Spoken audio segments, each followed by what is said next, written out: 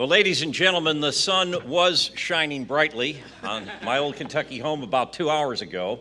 I don't know what happened, but the sun is shining brightly in this room here in this beautiful new building on both the University of Kentucky and the Commonwealth of Kentucky. And this is a partnership, and we're about to learn a whole lot more about this wonderful research facility. It is my great honor and privilege to introduce to you the 12th president of the University of Kentucky, Dr. Eli Capilouto. Thank you, Paul. Thank you. Good morning. Came to this country at the turn of the last century. 150 families would come from that small area in the Mediterranean, and they settled in Montgomery, Alabama. They established their faith community, and one of the first things you do is find a place to bury the dead. And so what I'm grateful for is I can return to that cemetery. It's where my parents are buried. You can have moments of prayerful solitude, but as you walk through those tombstones, it's a history lesson, and it's a health history lesson too. My father's mother would die when he was just 12 or so from complications associated with childbirth. Her infant that she had just birthed would die 6 weeks later. His father died just a few years after that, some heart disease. It was hard to diagnose at the time, and if you look at in the 20s, the state-of-the-art treatment was bloodletting, and my father remembers that. Sounds like, ancient times. And if you look back at those tombstones, you can see so many of them where infants were buried. These tombstones are just small.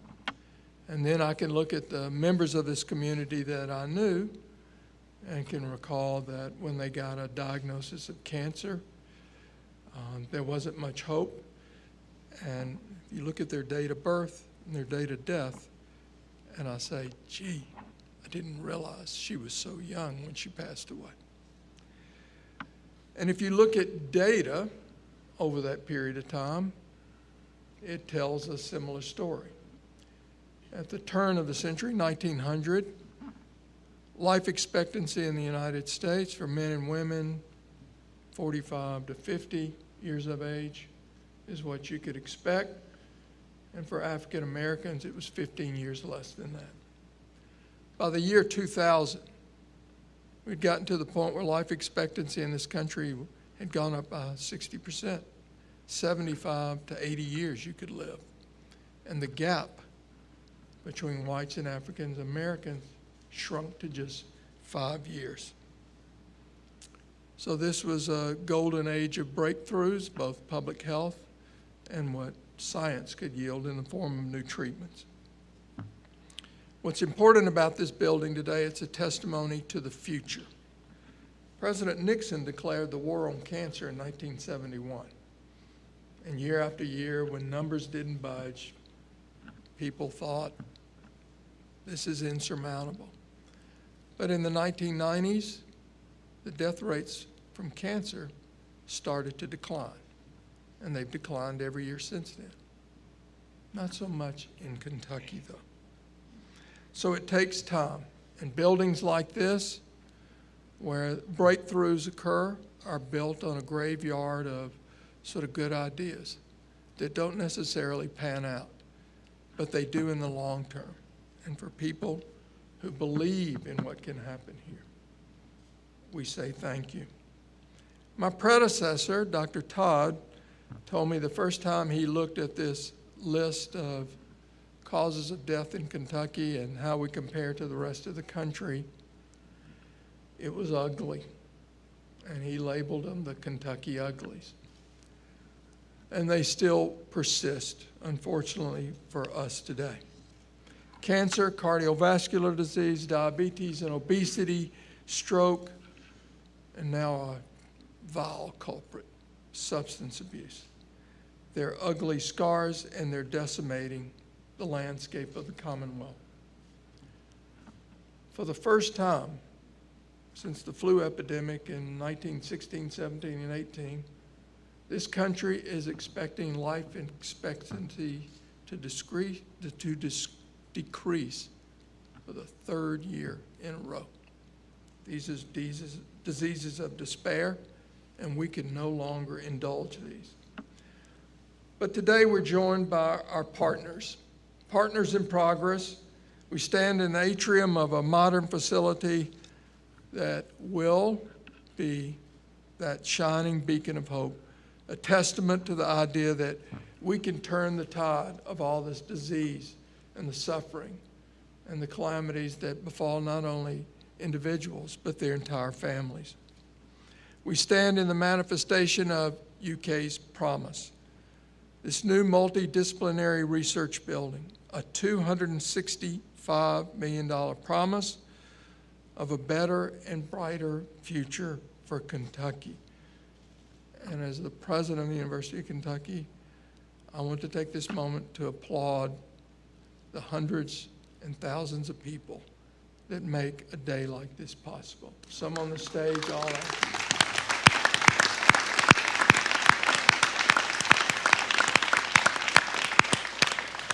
We take seriously our role as the university for Kentucky. We believe we have a responsibility to be the heartbeat of our economy here. It starts in this building and the research we do. The economic impact of the extramural research we go out and compete for, and the jobs and indirect jobs and so forth, total some $636 million. But more important, we provide those jobs and attract a talented workforce that come here to make a difference. We feel a responsibility to stir the souls of communities and transform them, to bring hope through healing. So what does all this mean today for our campus and our Commonwealth in the 21st century? We believe that we can, must, and will be a leader in eradicating opioid addiction and abuse in this state. We're making a commitment to reduce cancer rates by 50%. And as researchers will attest, this work increasingly exists at the intersection of the disciplines. You'll hear more from Dr. Cassis. This is why when we designed the space, we made purposeful decisions. Fewer walls, but a way to bring leading edge technology together and share. We wanted to break down the barriers between the disciplines. Today, to solve any problem, you need team science. You need to bring the best in bench and basic scientists together with health behaviorists, economists, engineers, applied scientists, clinicians. So we had to create labs and spaces that facilitate this kind of partnership. And more importantly, it doesn't just happen in this building, it happens in and with communities across the Commonwealth. Discoveries really take two basic ingredients: talent and infrastructure. And because of those who join us this morning, we're on our way. And I want to take a moment to thank them. First, Congressman Andy Barr, thank you, sir, for his continued support of UK's research enterprise. And just one example, Representative Barr led our congressional delegation's letter of support for our recent and very successful NCI designation renewal. He's here many days learning about what we do so he can be a stronger and more effective advocate. And Governor Matt Bevin for his faith in the state's flagship and land-grant research university and believing our capacity to move us forward. I'm also glad to see you here, Governor, because, Mary Lynn and I have godsons. And one morning, as you can get from the governor, I got a text. It was a very important article about reforms in education and so forth. I read it quickly, and I thought it was one of our godchildren, Matt Levin. So I replied, Governor, I didn't realize till the end of the day that other people were replying and you were not Matt Levin. My reply said, "Good morning, Matt." And I closed with, because Matt Levin is a physician moving into a new role, I said, "Have you started your new role?" I'm particularly glad you showed up today, so. All right. Senate President Robert Stivers, who knows the importance of this work and his unceasing advocacy for UK and a commitment to help us reverse these dangerous trends in our state. I will not forget the legislative session of, I believe, 2014, when we learned that our request for a research building could not be met. I also remember in January of 2015 when I saw President Stivers, he asked me if I was going to attend the Kentucky Chamber dinner. And I said I was planning to. He said, "Good." And in the middle of that dinner, and a surprise for all of us, he said we did the Commonwealth wrong and the University of Kentucky wrong in overlooking a request for this research building. And he led an effort which resulted in bipartisan support to open up the budget in a non-budget year so we could celebrate a day like today. The Commonwealth committed half of the $265 million investment several years ago, and during the last budget cycle provided an additional $40 million of state bonds. We must do the rest, and we're committed to delivering on this investment. Others I want to acknowledge: the UK Board of Trustees for their support of our shared vision of UK's research, enterprise goals, and our capacity to help Kentucky.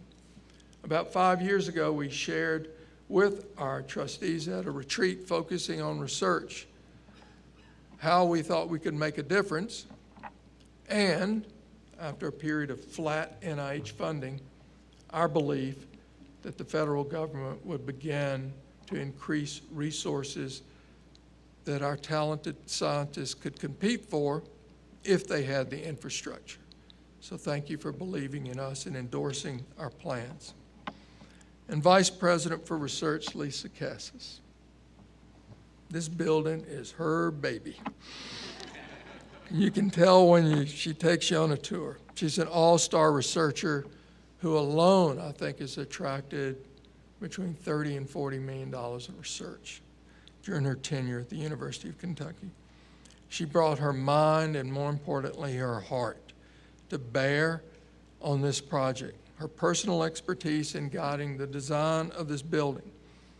As a researcher who talks the talk but walks the walk, she could listen carefully to what people thought would make this unique in bringing these disciplines together.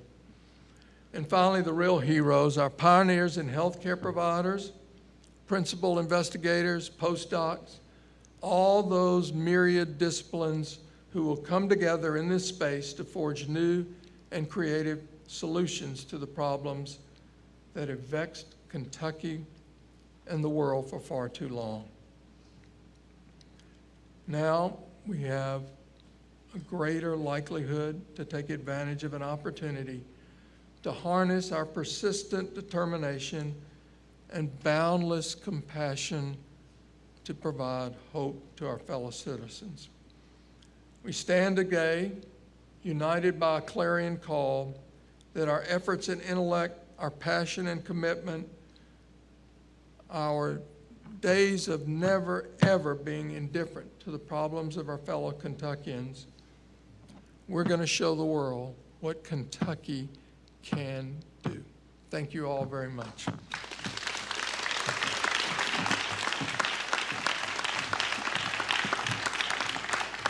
Thank you, President Capilouto. A few other people in attendance today that I want to take this moment to recognize. From the Mayor's office, Kevin Atkins, please raise your hand. From Leader McConnell's office, Senator McConnell, Stephanie Nelson. Also with us, State Senator Ralph Alvarado. Thank you, sir, for being here.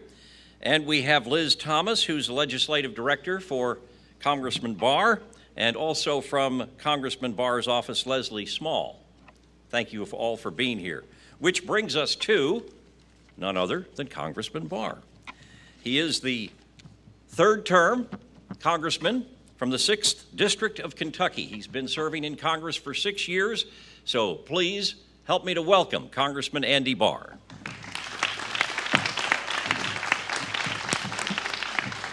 Thank you, Carl, and thank you, President Capilouto, for inviting me to join you all in celebration of this beautiful new building. This is the first opportunity I've had to come into this unbelievable building, and it is a day of great celebration for the University of Kentucky and the entire Commonwealth and what this investment represents. I said this yesterday when we were with Dean Leppart for another announcement with the Sports Medicine Research Institute here at UK. Very rarely does a week go by in Washington, D.C., and Liz, my legislative director, can talk about this, where we do not meet with an investigator, a researcher, a professor from the University of Kentucky who is educating our office about the amazing breakthroughs and the research and the work that they're doing. And over the years, we've gotten a chance to get to know amazing people who are making a difference in our society, like Linda Van Eldyck and her team at the Sanders Brown Center on Aging, or Mark Evers at Marquis, or Dean Leppart and what he's doing for our special operators and our military service members with the research and the cross-application of sports medicine and how it can apply to our warriors. It's amazing to listen to Rodney Andrews talk about the Center for Applied Energy Research. And so what this represents today, this building, this celebration of this new facility, is a celebration of all the great work that's going on at UK. And it's such a privilege and a responsibility for me to represent UK and the researchers and the investigators here. And I get a chance to go out and talk to people like Tom Cole, who's the Cardinal. He's the subcommittee chairman for Labor HHS with jurisdiction over appropriations for the National Institutes of Health. I get to tell him about what's going on at UK. I get to talk to the top officials at the National Institutes of Health about the groundbreaking work that's going on at Sanders Brown or at Marquis. And we need it. We need it because we are #1 in cancer. We're #2 in heart attacks. We're #5 in drug overdoses. We're #6 in strokes. And it's really great to see that UK is leading the way and pioneering the potential for cures. And so it's easy for me to go to Washington and vote for the 21st Century Cures Act, to vote for appropriations to increase funding like we did this year by $3 billion for the National Institutes of Health. And so easy, President Capilouto, Dr. Cassis, Dr. Newman, to then go to bat with leading a delegation letter for funding for these specific programs and asking the NIH to recognize the amazing work that's going on here at UK. The fact that we have an investment like this, this facility, gives us greater leverage to go after those federal dollars. And it's an exciting opportunity for UK to look into the future and to see that we're going to be at the cutting edge, leading the way to find cures, to find breakthroughs. And this facility makes the argument even more compelling for me when I go to Washington. Dr. Capilouto, President Capilouto, talked about partnerships. I'm proud to be part of that partnership. Congratulations, and know that you've got a strong partner in our office, and we look forward to many years ahead when this facility and the researchers and the human beings that work here will lead the way in some of these cures. And when I think about these researchers, and I meet them all the time, so proud of what they do, I think about my Aunt Elsie, who spent years and years in the lab here at UK as a researcher herself. So many people in the Lexington community have friends and family members who either work here at UK or can recognize that the work of the people here at UK are making a difference with their families and their loved ones as well. Thank you all very much.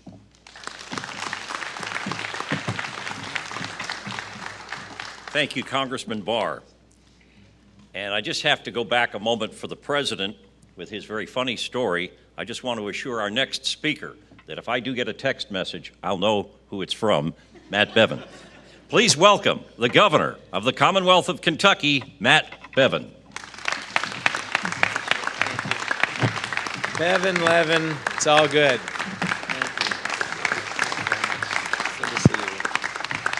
There's a lot of people here to hear from. Thank you so much. Thanks for being here. Thanks for taking time out of your day. I was struck by something. You might have seen me pull my phone out as Dr. Capilouto was speaking. And most of you won't be able to see what I'm showing you here. But it's a photo. Some of you in the front can see it. I want you to see that. There's 10 little tombstones all in a row.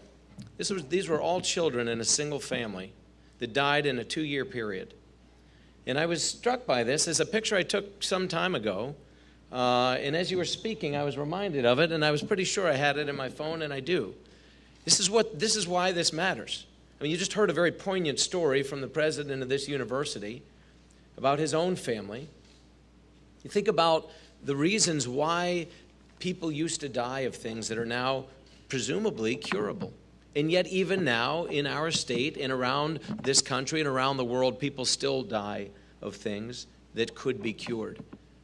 In a world where we operate increasingly with these as a form of communication, in a world where people do a whole lot of this, even when they're sitting in the same room as one another, there really is no substitute at all for the kind of collaboration that will happen in this space. There is no substitute at all for the kind of face-to-face dialogue that does happen and will happen and needs to happen.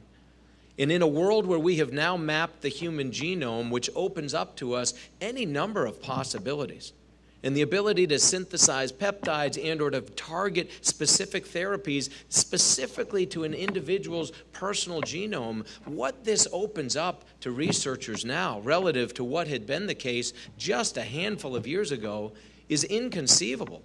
We literally can't even begin to imagine what the possibilities are. And the half-life of technology is shorter than it has ever been before.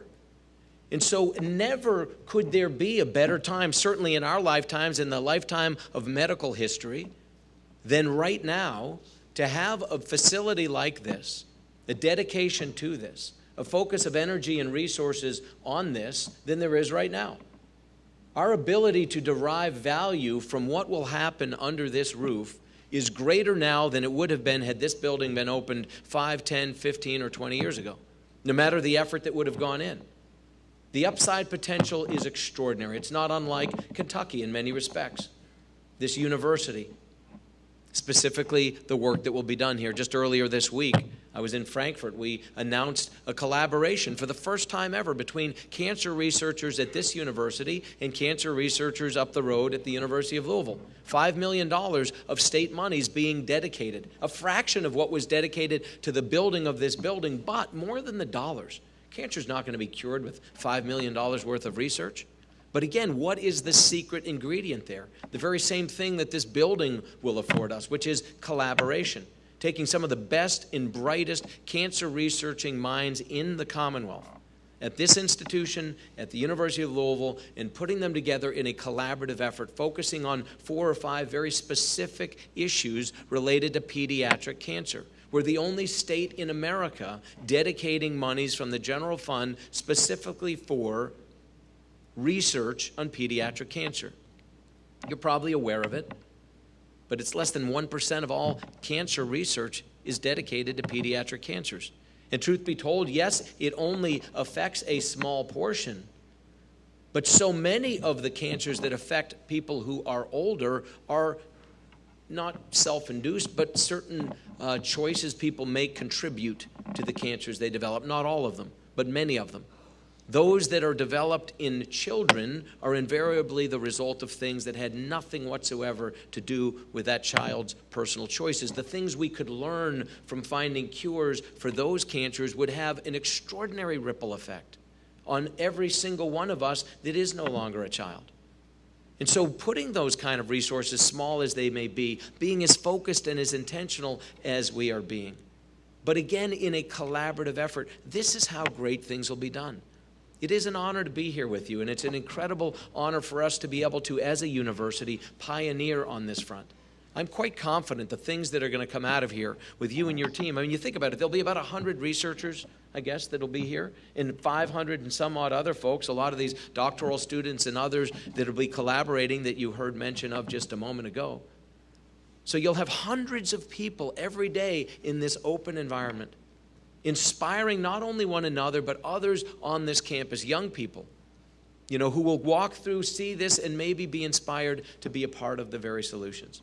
So thank you for being here to celebrate this. Thank you to all those who have been thanked. And I also want to thank one other constituency that may have been thanked, but if they weren't, it's an important one. It's the men and women, many are alum and some are not, who give of their own resources to make this possible. The state put a lot of money into this, the taxpayers of Kentucky. The university put a lot of its resources into this. But a significant portion of what made this possible was due to the private donations and generosity of men and women who wanted to see this happen. So if you happen to be among those who also contributed to this, thank you, because it couldn't have happened without you. And at the end of the day, everything, all of this, comes at the expense of somebody somewhere, dollars that might have gone somewhere else. Good things are going to come from this. I often talk about planting seeds. That's what we've done. The germination process will happen, but I think we're going to harvest things out of here a whole lot more quickly than we would have imagined. So thank you for being a part of it. Thank you to those of you in front of me, those of you behind me that are going to make this possible. Thank you very much. I appreciate it.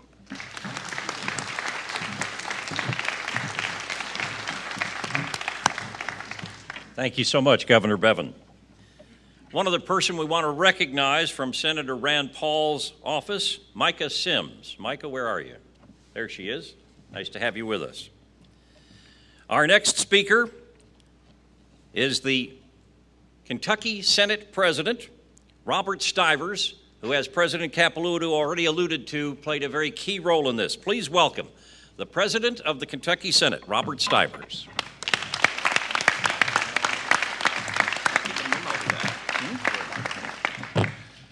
First of all, let me thank everyone on the podium, Governor, Congressman Dwyer, President Capilouto, the other members here. As you see, I apparently didn't get the memo. I wore gray slacks instead of dark slacks. But truly, it's a pleasure here. And I want to go back, and I heard somebody talk about me yesterday saying that I was kind of like an old guy with a lot of history. And I want to go back to 2013. Dr. Capilouto mentioned a few things, and that's when I became the Senate President. And I got a phone call, and it was Joe Kraft. He said, Robert, I want to talk to you about something doing in the 2013 session related to athletics and doing something with the Commonwealth Stadium. And you're probably going to get a call from Mitch Barnhart. So, okay, this is pretty cool. I got a call from Joe Kraft. I never have gotten a call from him. A few minutes later, I get a call, and they say, well, it's Mitch Barnhart. He wants to talk to you. So they're talking about doing something with Commonwealth Stadium and the Nutter Center and expanding it, and it's no longer the Nutter Center. So they want to talk to me about numbers and figures. And they said, well, you're probably going to get a few other calls. Not long after that, somebody walks in, they yell back and said, you got a call from Eli Capilouto. And I said, well, why wasn't it Calipari?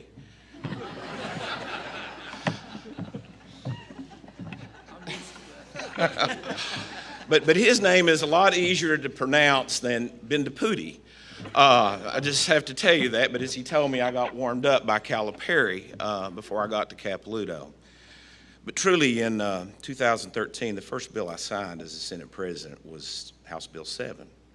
Which I hope tomorrow there'll be about 70,000 people over in Kroger Field, what used to be Commonwealth Stadium, yelling on a renovated facility, and we will see the University of Kentucky football team beat Mississippi tomorrow. But that's not what this job is about. And as much pleasure as I took in that, I took much displeasure in something that occurred in 2014. 2014, the number one priority of this university was building this research facility. We'd set parameters that if we put up half, the universities would have to come up with half of the construction money. And at the end of the day, the number two priority was a law school. And it was other people's position other than mine that we fund the law school instead of this. I'm a lawyer, and I can tell you one thing we don't need, Governor, any more of is lawyers.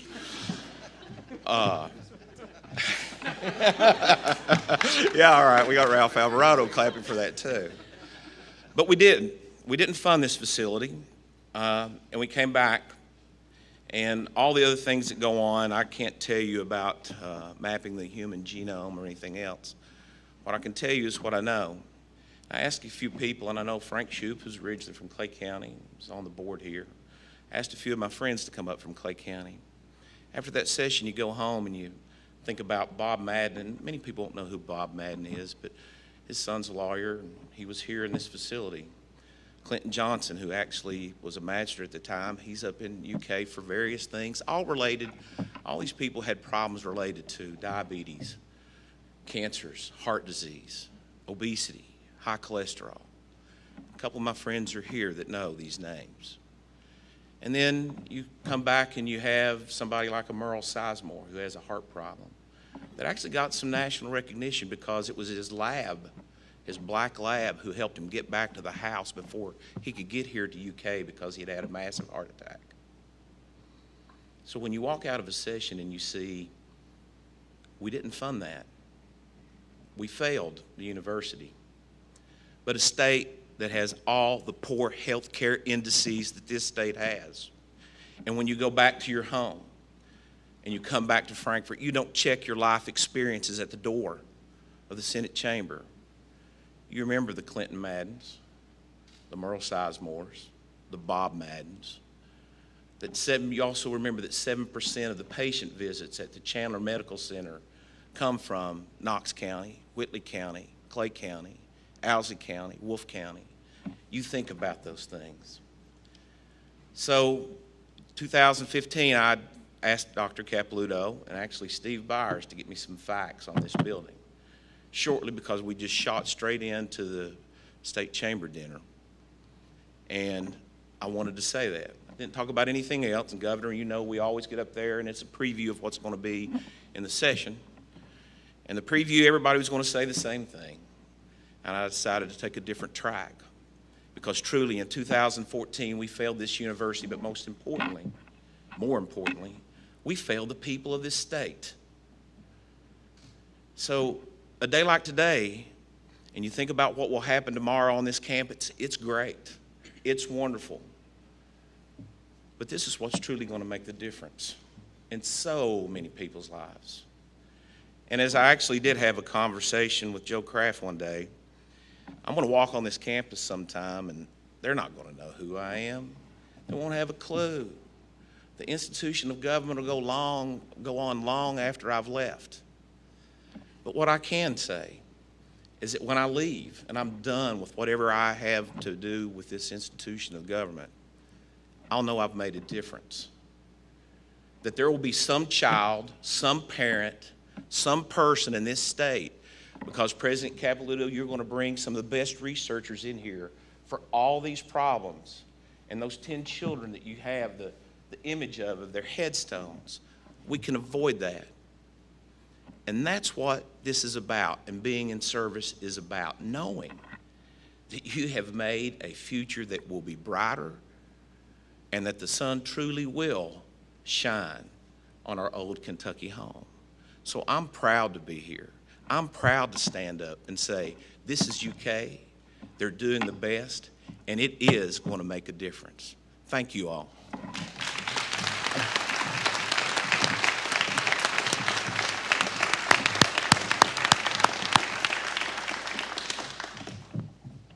Thank you, Senate President Stivers, for those powerful words. Our next speaker has been at UK less than 2 years. He's off to a great start. He's got a big job. He's got big dreams to advance this place even further. We're talking about UK Healthcare and the University of Kentucky. Please welcome UK's Executive Vice President for Health Affairs, Dr. Mark Newman.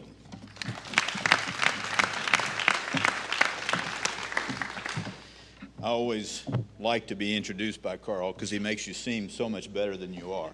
So it's a key thing. But I want to thank everyone here today. This is really an exciting day for the University of Kentucky, but it's really a very important day for all the people of Kentucky. I would like to extend my gratitude along that everybody else has with, Congressman Andy Barr and all of our Kentucky congressional delegation who have done so much to support us in seeking the federal research funding that we need to try to make a difference in the lives of our patients. I also want to thank Governor Bevin and Senate President Stivers and everyone in the state legislature who have helped make the construction of this building a reality, not only for us, but for the entire Commonwealth. And to Vice President Lisa Cassis, who I've known just over a year, as the leader of the University Research Enterprise, she has done a remarkable job at increasing the breadth and depth of UK's research funding, and has done so much to make this extraordinary day possible. Research is the key to clinical advances. If it weren't for innovative research, medicine and medical treatment would be stagnant. We may not know the incredible advances that we come to take for granted today. For Kentucky and for this region, it is vital that we not halt or hinder this progress. This magnificent building, and most importantly, the great people who will populate it and bring it to life with their hard work, ingenuity, and brilliance, will help us move Kentucky forward in our efforts in combating diseases that are a burden to all of our citizens and at higher rates than we see anywhere else in the country. If we are going to make great strides in healthcare, in fighting diabetes, cancer, cardiovascular disease, the opioid epidemic, it starts here. In 1900, the life expectancy of Americans was just 47 for men, 49 for women, and it was lower for people of color. Today in the United States, the life expectancy is about 76 for men, 81 for women, although we worry about where it's going. How did we increase the lifespan for 30 years? Research. We have learned to eat better, we've learned to live better, we've learned how to care for our patients better, and how to treat diseases better, all through research. And while we are still learning, we truly are still learning every day.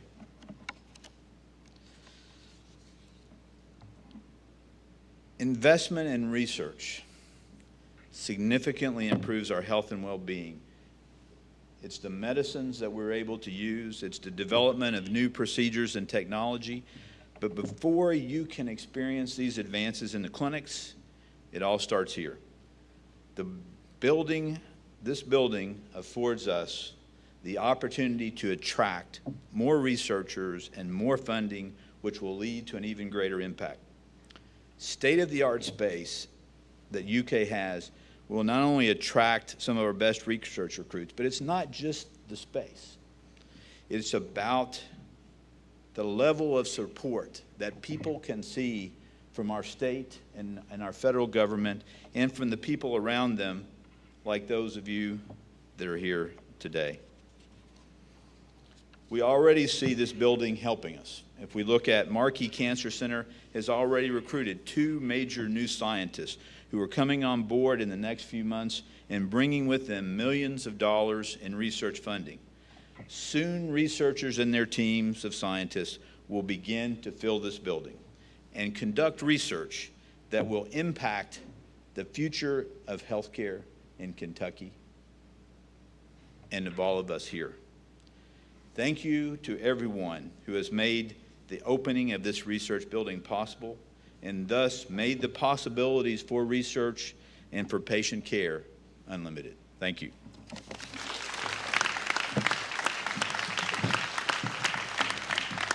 Thank you, Dr. Newman. And next up, this gentleman's had quite a couple of weeks. When he was a student at the University of Kentucky, he served as student government president. Well, I'll tell you what, he made the most of that in his life, not only to go on to earn a medical degree, and he's a doctor in his own right, but he's been serving as chair of the University of Kentucky Board of Trustees in a very effective manner. Please welcome Dr. Britt Brockman, chair of the UK Board of Trustees.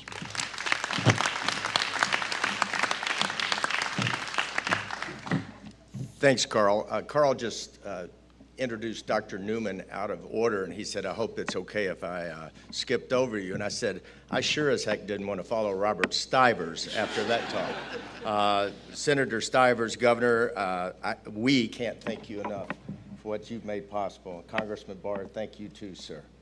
I'm going to get off script. I usually, rarely, and as in never have done this, but let me tell you how the research works. 7 years ago, and I'm an ophthalmologist, I had an idea. Many of us in this room have ideas, and someone carries through that idea, and we said, I thought of that. Yeah, you thought of it, but what did you do with the idea? Well, research at a university, as it stood, for an outsider, for me, with an idea, was a challenge to find someone with whom to collaborate. I had an idea about a pressure sensor that would go inside the eyeball to measure pressure for glaucoma. I'm an ophthalmologist. It wasn't easy to find the right person to collaborate, but after a fair amount of searching, and thank goodness for my position, I found that person. And 6 years later, and over $2 million of NIH grants, I have, in collaboration with researchers at this university, research that's ongoing in animal studies and hopefully within 12 months in human studies. A building like this makes that so much easier and so much more possible.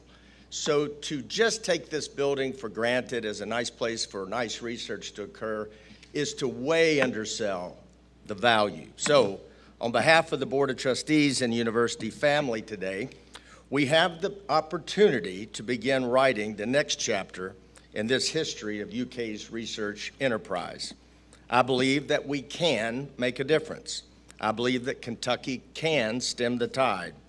Kentucky can end the scourge of cancer that for too long has cut short far too many lives in the Commonwealth. Kentucky can eradicate the plague of addiction and overdoses that are decimating communities across the state.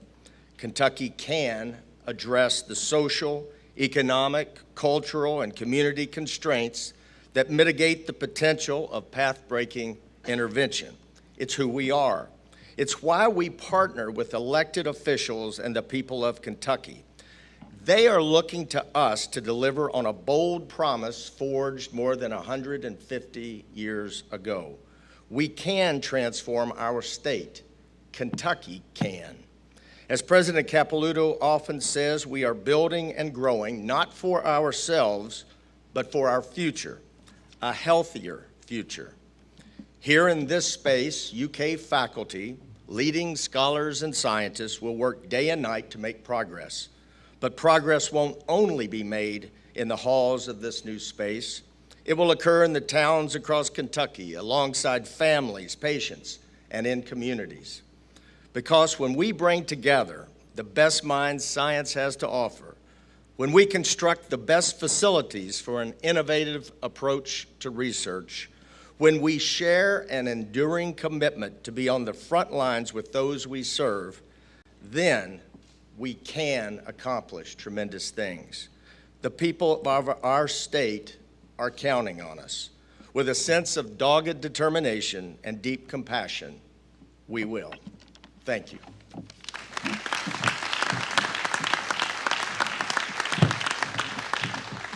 Thank you, Dr. Brockman. Last but certainly not least, in our lineup of speakers this morning, Dr. Lisa Cassis. Now, Dr. Lisa Cassis, let me tell you first of all, from having had the privilege of interviewing her on a couple of different occasions, she's very pleasant, but she's also an extremely knowledgeable woman, a personable person who speaks with passion to research. She is rather unique among vice presidents for research at institutions around the country, and that is the fact that she is still an active researcher. She's had a lab here at the University of Kentucky for 30 years. and as the president alluded to, brought in millions of research funding. But that gives her a unique ability to know what's needed in a building like this. So let's all join in welcoming a person who is at the heart of this building, Dr. Lisa Cassis.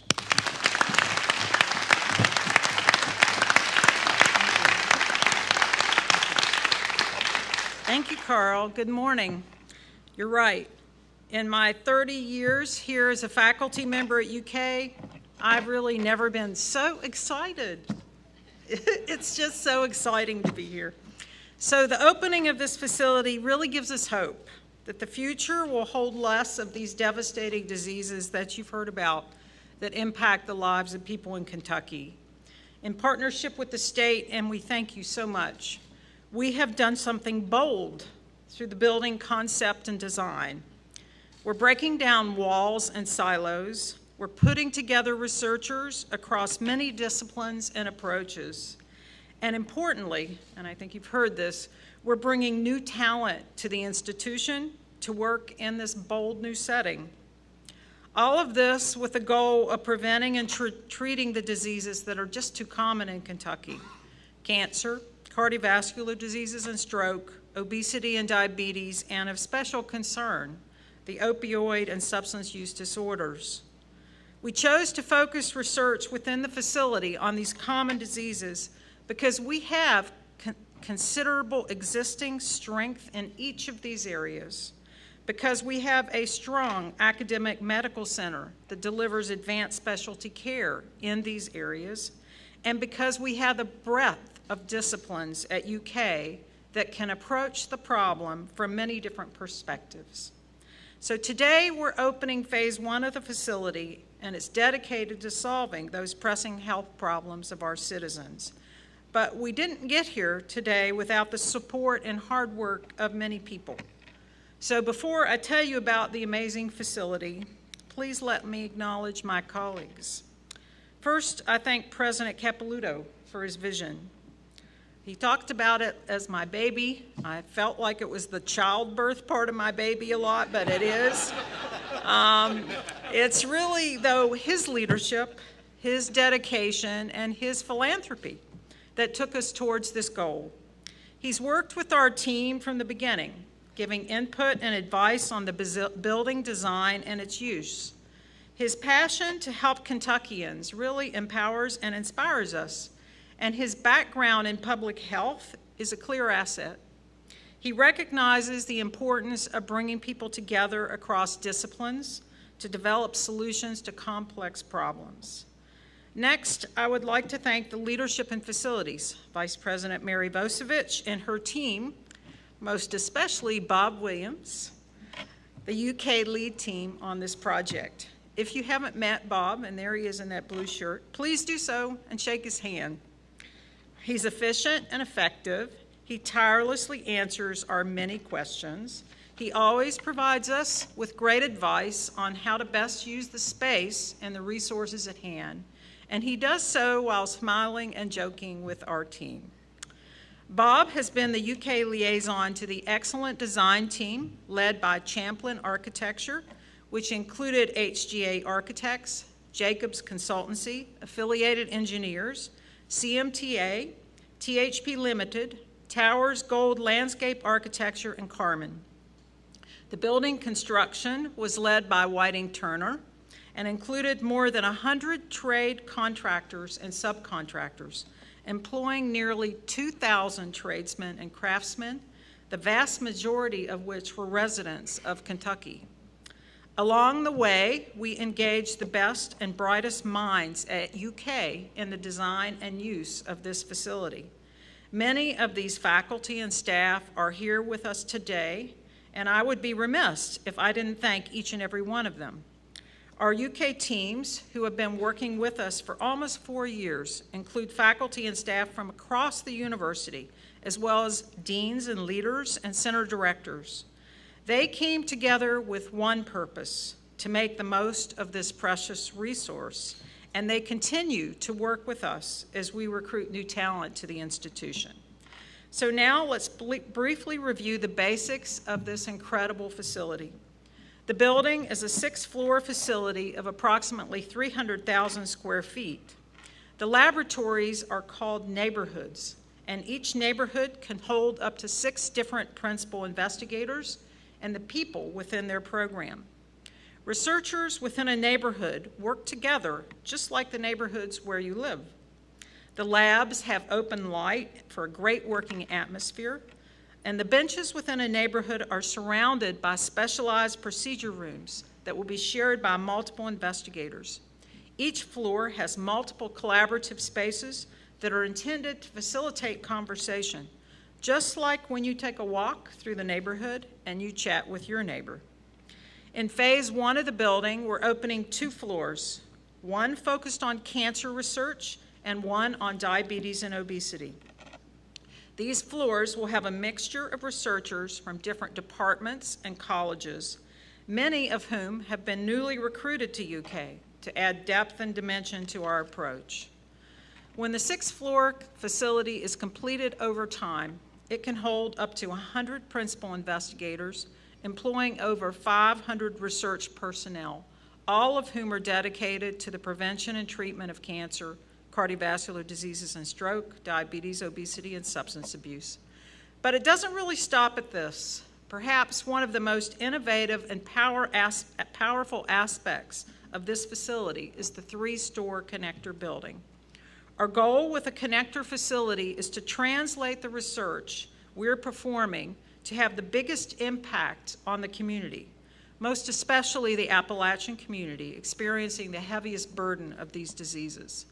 The 3-floor connector building, which now brings together researchers across a 3-building complex, will house 24 additional investigators and their personnel, many of whom will be newly recruited to UK. They will approach these difficult health problems from different perspectives, including behavioral aspects, clinical research, computation and big data, public health, economics, and research that focuses on how health services are delivered. These investigators will share common spaces with those residing within the 6th-floor facility, sparking conversation and collaboration. We can already feel the magic happening. These diseases have several common underlying aspects, and our faculty teams from a myriad of disciplines have been brainstorming on how to best use this resource. The facility will allow us to think outside the box, which is what it will take as we set our sights on reducing the burden of these diseases. Yes, indeed, this is a great day, and we're really excited about the future, not just because of the bricks and mortar, but because the building gives us a powerful new approach to research. So on behalf of UK researchers, I thank each and every one of you who have contributed to this day. Let's get to work now. Thanks.